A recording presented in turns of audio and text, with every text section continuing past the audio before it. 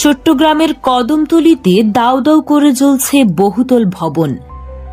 মুহূর্তেই ছাই হয়ে গেল কোটি টাকার স্বপ্ন। কিন্তু ভর দুপুরে জনবহুল এই এলাকায় কিভাবে ঘটল এমন ভয়াবহ অগ্নিকাণ্ড? গত 24 নভেম্বর দুপুর ঠিক 1:30 কদমতলী এলাকার একটি বহুতল ভবনের চতুর্থ তলায় থাকা কম্বলের গুদামে হঠাৎই আগুনের সূত্রপাত হয়। গুদাম ভর্তি বিপুল পরিমাণ কম্বল থাকায় আগুনের লেলিহান শিখা খুব দ্রুত ছড়িয়ে পড়ে, আর কালো ধোঁয়ায় আচ্ছন্ন হয়ে যায় পুরো এলাকা।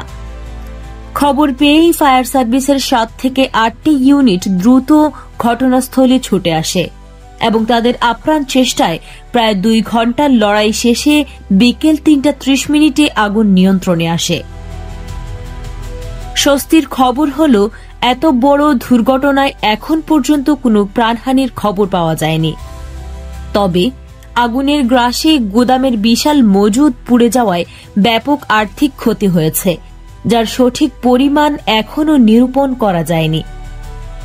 ঠিক কী কারণে আগুনের সূত্রপাত তা জানতে তদন্ত চলছে। এমন অনাকাঙ্ক্ষিত দুর্ঘটনা এড়াতে আমাদের সবাইকে আরও সতর্ক হতে হবে।